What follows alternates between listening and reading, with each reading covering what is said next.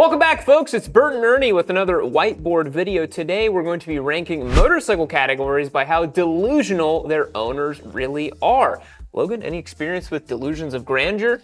You know, as a newly minted 23-year-old, I can proudly say I've never had a delusion in my life. Well, happy birthday, Logan. Thank you. Drop a comment. He looks great for 23, doesn't he? So today's video is an actual ranking. Number 8 is going to be the most based, and number 1 will be the most delusional of all motorcycle categories. And the twist for today's video is we'll also tell you guys if we've ever fallen prey to these delusions, if we've kind of got in our own minds that we were that guy, the main character in our own reality. So let's go ahead and get started. Wait, hold on. I haven't heard back about my time off request for my Patagonia trip on the Transalp. That was denied. Wow. Yeah. Let's get started.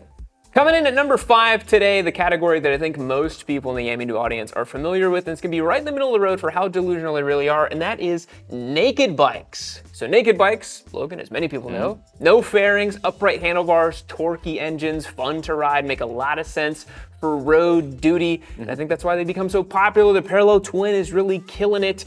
But where does the delusion come in on these? You know, that's the thing. Sure, they're great bikes for the road, but a lot of naked bike guys get it in their head. They think they're some sort of cast member in John Wick 3. We all know that sort of tunnel scene fighting with katanas on the FZ09, I think. Someone correct me if I think it's an FZ09. Yeah, 2014 was that movie came out, right? I think Something so. like that. So naked bikes, they kind of fall in this like you think of yourself as this like cyberpunk dystopia. They take a lot of DSLR photos, late night. Like I think a lot of these guys fall prey to like the Instagram edit mentality of like, I gotta make it look good and all this, you know? Yeah, and in their defense, Yamaha really kind of jump-started this whole idea with the dark Completely. side of Japan branding and everything. It's very easy for where someone could take that leap from dark side of Japan to John Wick to Cyberpunk 2077, you know. Yeah, so a small little fun behind the scenes here. We use a lot of those dark side of Japan B-roll things whenever we're talking about the Yamaha bikes. Our editor Josh has actually said that they're borderline unusable because of how many cuts they have in them. So Yamaha, if you could do us all a favor, just give us nice long footage of the MT bikes, we would really appreciate that.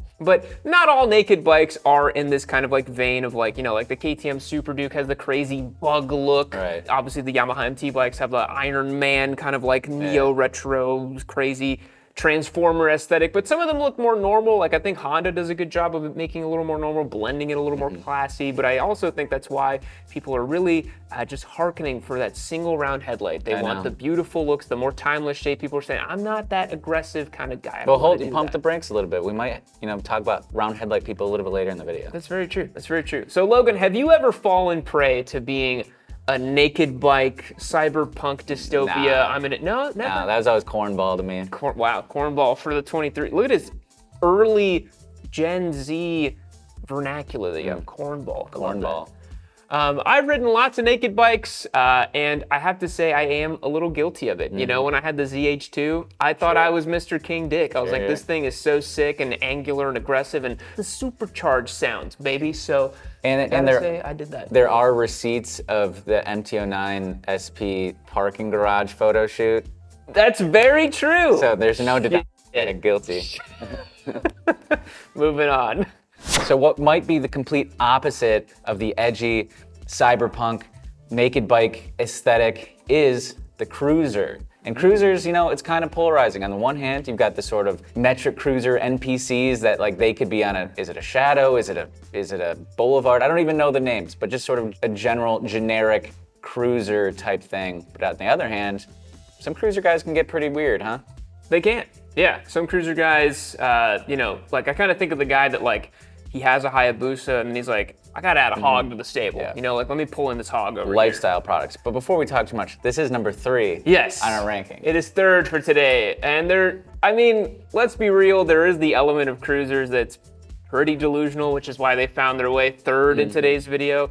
And that's the outlaw biker guy. Exactly. That's the guy that, you know, is like, oh, I'm gonna open carry on my hog, and then I'm gonna crash and shoot myself in the nutsack, and then I'm gonna be even cooler because I got a great story about how I only have one ball sack. Is that cool or bad, Logan? I don't know. I mean, I'd say it's pretty bad. I think it's pretty bad to shoot yourself in the testicle while you're open carrying on your hog. But I mean, they say you want to be shot in the testicle by the gun you know, not the gun you don't know. So. Yes, exactly. Yeah. Right. But cruisers do get this kind of rep of like, there's like a 45-year-old guy who's like, I'm gonna go buy personality. I'm gonna go and like get this done. And you'll see, number 1 and 2, you'll see how it's gonna go here. But this, I think, is down to the fact that cruisers have that perception of like, you're not a bad boy, you're not an outlaw, and you want to buy into that. Yeah, it's someone who's lived their life by the book every single day until their 55th birthday, and they're like, no, today's the day I'm an outlaw. I'm Breaking Bad, baby. Yeah, exactly. I'm Breaking Bad, yeah. Exactly. Now the days I'm gonna go get a Harley and change my life. Become ungovernable. Yes. Yeah, there is also that element too, like the sovereign citizen thing, like they're posting rants on their Harleys and all that. And so we do unfortunately here think that, yeah, cruisers do find themselves third, pretty delusional. You're probably not this kind of bad boy lifestyle thing. But now, Logan, I do have to flip it to you. Sure. Because you do own a cruiser. Yeah. You have a Sportster, which is perhaps in some people's mind the lowliest of low. Like, Girl the bike, girl girl's bike bike. or whatever. Have you ever caught yourself thinking, I'm just the coolest guy on this Sportster? Definitely. I mean, I'm not absolved of guilt in this regard. Do I think I'm an outlaw, a 1%er, like wearing a vest? I've never worn a vest in my life, I don't think. That's I mean, in general, let alone a biker vest. Not for holidays, not an elf vest, no vests at all. No vests. No. Yeah. But there are definitely times where it's like, you feel pretty cool. It sounds cool, and you're just like, I do feel more ungovernable than normal on the Sportster. To pull the receipts, you did tell me one time that you went around the block to go get some gas, no helmet, tats out, 100%. Tats out, dude. tats out and, loving life. So we do have to give you the check for the guilty right there. I mean, I have a wedding photo on my Sportster, so sounds pretty cornball to me, Logan. No, just kidding. It was intentionally ironic. But so you do look cool in that photo. I gotta give it to you. Guilty meter off the charts, so I'll admit. So for me, in the cruiser lifestyle, it's kind of like you in sport bikes. I'm just not really that kind of guy. I don't think I've ever ridden a cruiser and thought to myself, damn, I feel like an outlaw bad boy. You guys know me, that's not my vibe. So I'm gonna put a very firm X right here.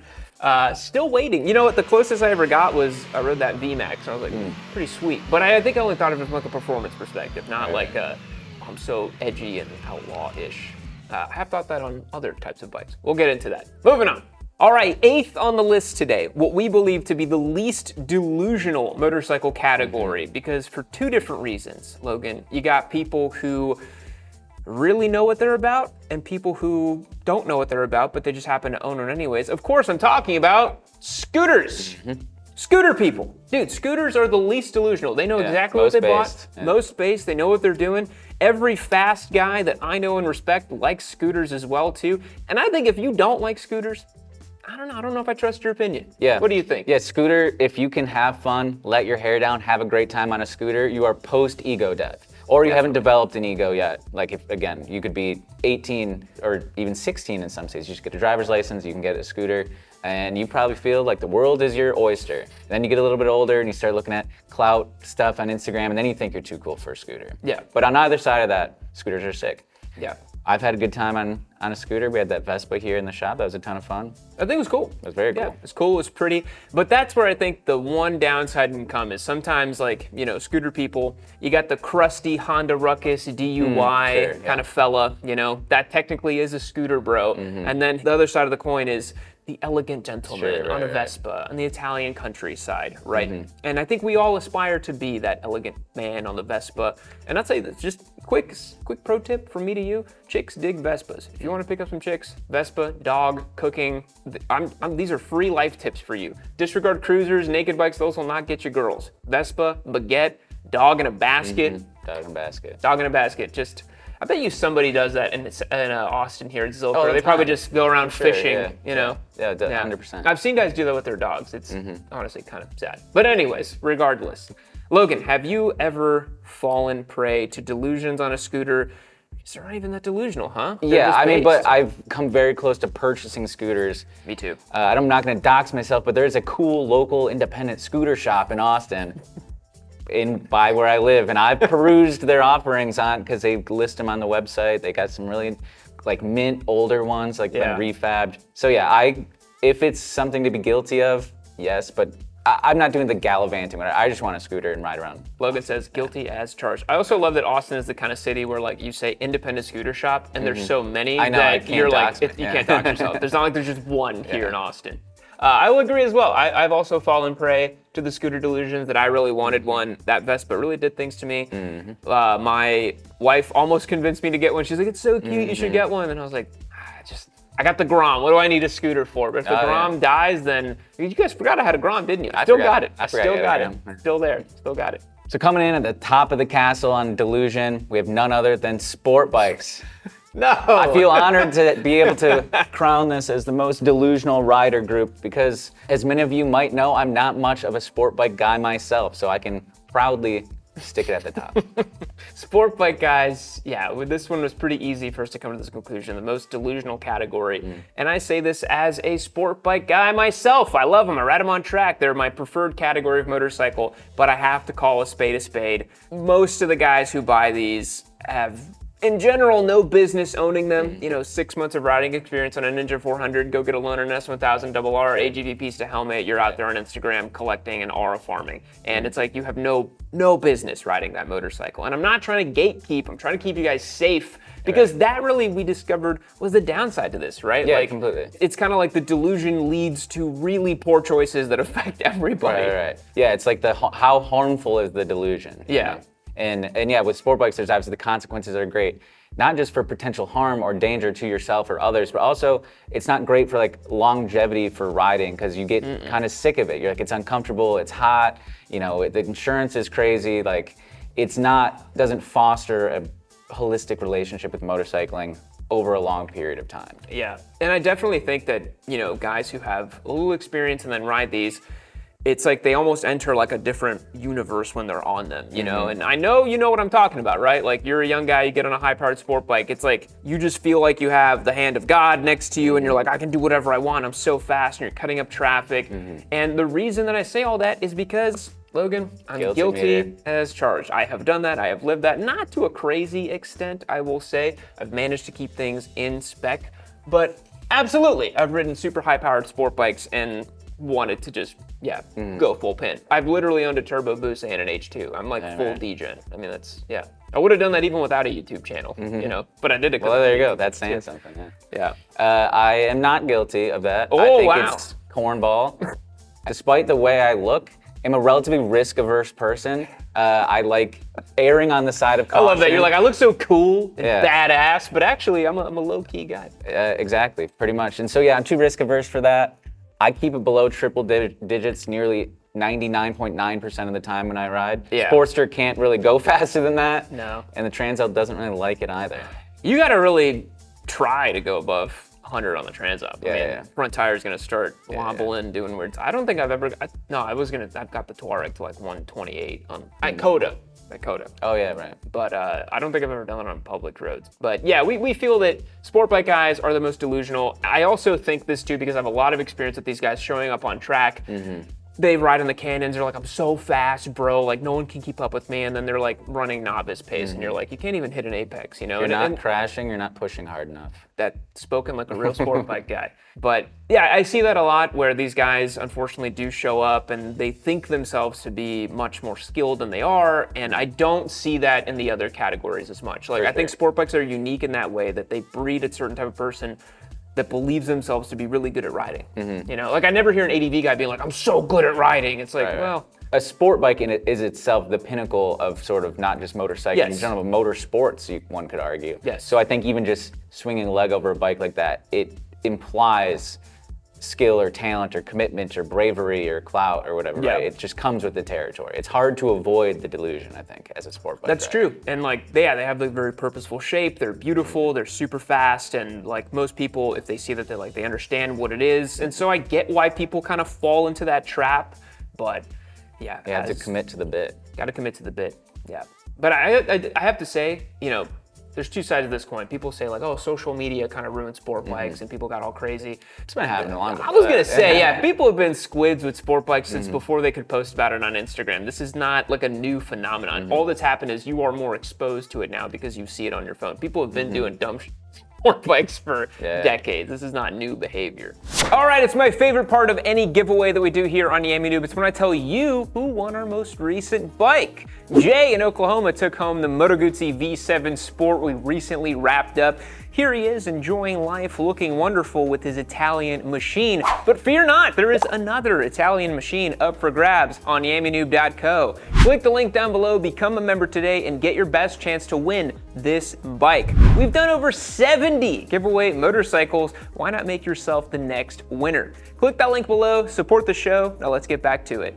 Next up is a category, Logan, that I think is, well, near and dear to both our hearts. I think this was one if we have the Venn diagram of bikes we like, right here in the middle is this category. Yeah, for sure. It is the modern classics. And for today's video, we're putting it at number 4, just below the podium places. So talk us through this. What's like the benefits of a modern classic? Well, modern classic, they're really easy to live with. Typically low risk, low stress, like it's something you can cruise on. But they're not as cruisery as a cruiser. Still have some sporting chops. They look cool. They're timelessly styled, right? And what we've talked about a lot, pretty much since the Guzzi was in the shop, is like, in an automotive world, the modern classic is like exclusive to motorcycling, right? Yeah. As opposed to a 6-figure like resto mod project car or whatever. The fact that you can buy something with old world mechanics, you know, down to the engine components, down to the shape, whatever. Sure, they have to meet, you know, emission standards and things, but I think that's really cool. That authenticity lends itself to a special feeling you can't really get anywhere else. Yeah, like you think about the fact that you can get a brand new like air-cooled V-twin, you know, like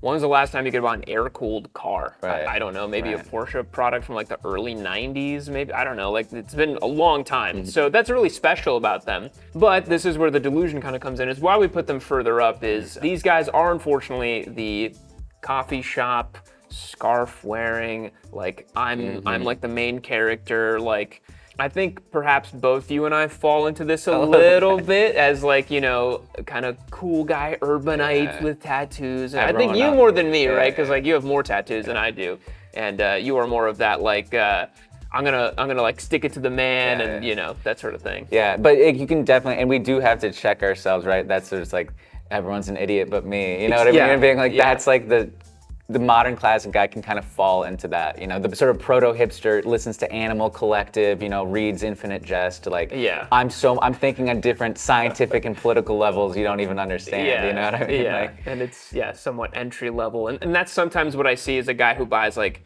a newer Triumph and he's like, oh, motorcycling's about the romanticism and all that. I'm like, you have a brand new bike, like, of course you... Talk to me if you own like a vintage piece of shit that never runs. Like that's real romance, right? But have you ever been guilty of this? I mean, considering I was saying all the awesome things about this category before we started kind of criticizing how it can go off the rails, I think I guilty metered myself on accident.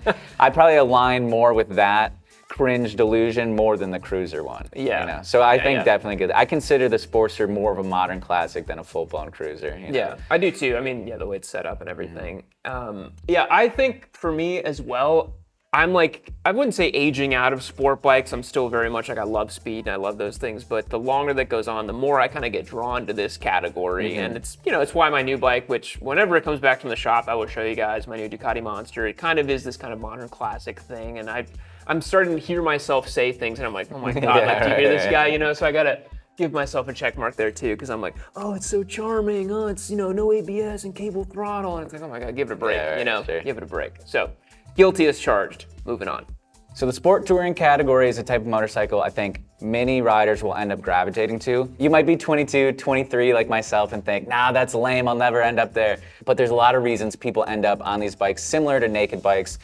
They're fun, but usable, more comfortable. And if you know you're an older person, guy or gal, short on time, want a bike you can ride once a week, maybe twice a week for maybe 3-4 hours at a time. So that being said, pretty sweet. But where do we place it, Logan? Oh yeah, number 6.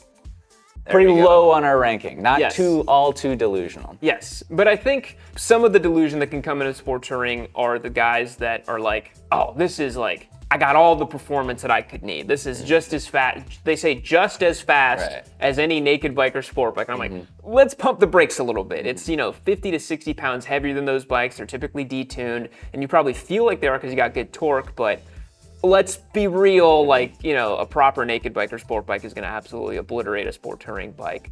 But a lot of these people, you know, I feel like when I see someone who owns like a Ninja 1000 SX or something, I think to myself, that's a guy who really has probably been riding for a long time. Yeah, for sure. You know, it's someone who really knows about motorcycling, knows what they want. And I've been saying, you know, the ADV category has been blowing up the past like 10 years. But really, most people just need a sport touring bike. And that's why I think that they're not that delusional, because they're like, I know what I'm about, I know what I want, probably got a great deal on this bike, you know?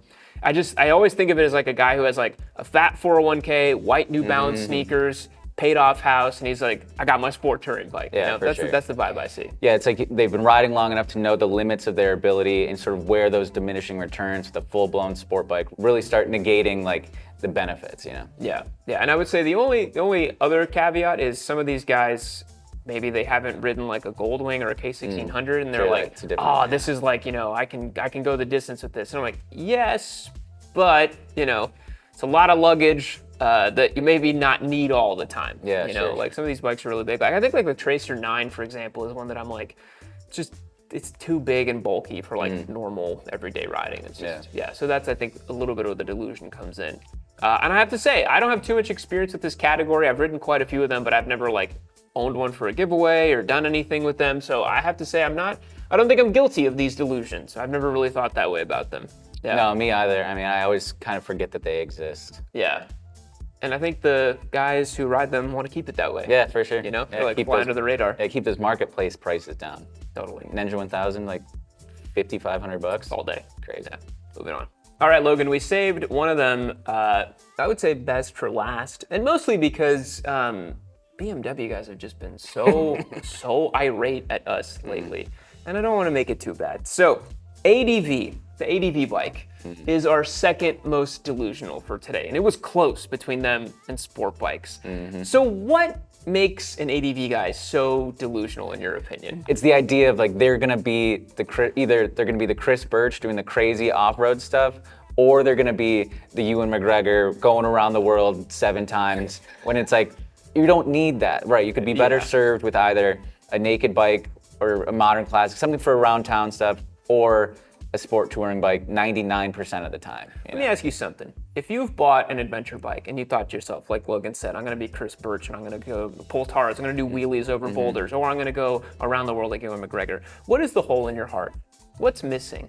Right? Really sit with that question. Because you may not need a $30,000 ADV bike. You may just need like a couple $100 and a couple therapy sessions to get this all sorted out, and then you don't even need the bike. You know, what if you could feel the feeling of adventure right now? What if that was in your heart right now? And you don't need to go get this bike, right?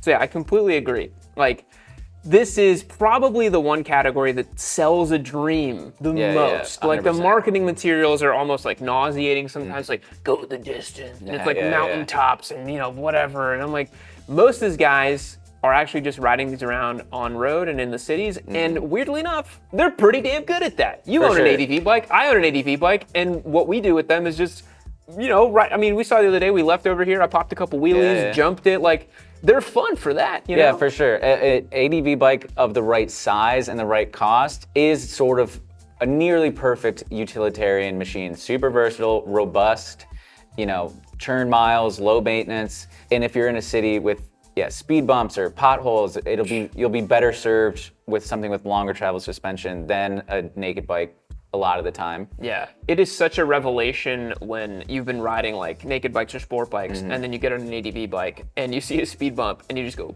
right. And you're like, that's it? Like, I could have hit that shit at 90, you know, it wouldn't even matter. And that was when I started really wanting an ADV bike. I'm like, oh, there's like a secret like hooligan element to these, for sure. You know?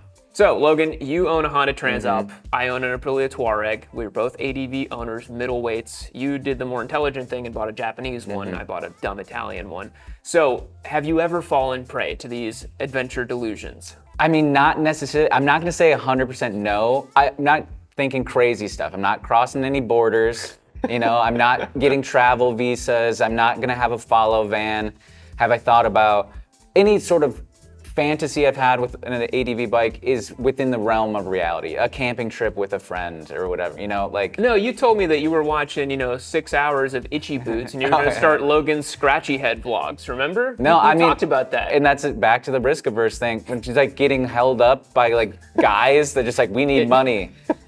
And I'm like, I don't want that. Yeah, imagine you're like in Uganda and you're like, I found myself in a bit of a pickle. Right. You're like, I could have just, ridden around the States and had a good time. I think that's where I fall with the two, where like, when I got my Touareg, I was like, dude, I can take this thing on a long distance. But I've already done like a US-Mexico trip on the desert sled, and I was like, that was cool, kind of sketchy, don't want to do that again, really. But yeah, I'm like, I could just go for a nice ride and come back, or like take this thing out to Colorado or something. That's like the extent of my dreams with the Touareg. So I would say like, I'm kind of delusional with my ADV, because I do just use it for 99% on road. Right. And that is like the most like ADV guy thing to do. Right. And I did buy like a really fancy Arai that looks all cool to match it. So, all right, fine. I'm guilty of this. Do you have a Whittle Wadder? A little Emperor overlanding with it. Yeah. Got my setup. Yeah, they are kind of like the motorcycle world's version of the guys with like the mall crawlers and all that. So you'll say you kind of? I'd say a kind of, sure. Either just for owning one for the wrong purpose, or the sort of, maybe I am delusional. Maybe I'm deluded. That whole thing about saying how it's the perfect tool for the life I live is the delusion. Yeah, maybe that's it. Jeez, wow. Yeah. We're all in a turtle's dream right now.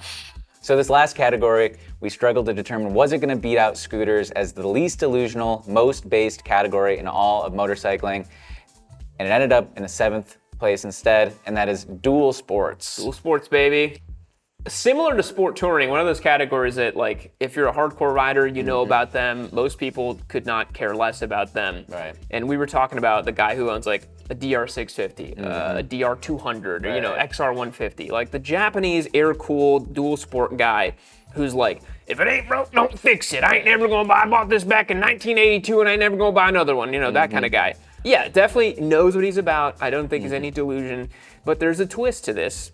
It's the KTM guy. It's the Husqvarna dual sport guy. The like neurotic, like everything's got to be about weight, and I'm so much more hardcore than you. And then like you got the guy in Europe. He's like, in my country, this is road. This is not off road. And so those guys, I think, get a little delusional. Sure. But what do you think? Yeah, I mean the KTM sort of Euro dual sport thing. It's like, one, if you can do all that stuff, why are you doing it on a dual sport, right? If you're doing the crazy hard enduro, there's like a better tool for that, an actual like enduro bike. And it's like, they're always obsessed about specs. There's like that the supermoto people are all the same way. They're both KTM people, but they're as delusional and hard to understand. But they don't have chill energy. Like no, it's not chill at all. It's like you'll post something that has nothing to do with like the KTM Supermoto or dual sport, and they find a way to like rope it up into like the comments. You're like, dude, nobody's even talking about that. Yeah, it's like, just go back to whatever dirt bike channel you're on, leave us alone over here. It's like just way too neurotic. Yeah, so that bumped up the dual sports away from scooters. Yeah. But this is the part where I have to admit that I'm actually a little guilty of this. You had that Husky. I had a Husqvarna FE501 that I like barely made videos about on this channel. I think there's like one or two like unlisted videos on like secret videos on YouTube about it. And I was kind of an elitist douchebag about it. I was like, this thing's so light, because I upgraded from my WR250. Right. And I was like, this thing's so much better, like this blah, blah, blah, so good. And I was doing stuff that you could do on like a TW200. Yeah, like I was not talented enough to do the crazy stuff with it, Right. And I definitely fell for like the marketing. I was like, this bike's so capable. And I'm like, it is capable, and it is easy to ride, but I'm just like a normal guy. I don't need like a competition European machine. You're not doing like trials. No. So yeah, for me, I unfortunately have to admit that I've definitely been a little, delusional about this. You don't have much experience with dual sports, right? No. So, yeah. No guilt. No guilt. Unguilty. Yeah, you go to confess to the Catholic. Whatever. It's like, no, I'm good. Yeah. No guilt. All good over here. So boys, those are our rankings for the most delusional motorcycle types. We put a lot of thought and effort into this one. Sport bike guys, sorry to say it, probably the most delusional, followed by a very close second place, ADV guys. Got the cruiser guys with the open carry shooting their balls off, and then scooter people all the way down here just kind of like, based. What's the problem, based guys? in flip-flops. Based flip-flops, just like cup holder, big chillin', going to the beach. Don't you want to be like that? Remember, if you're looking to get an ADV bike, just search deep in your heart.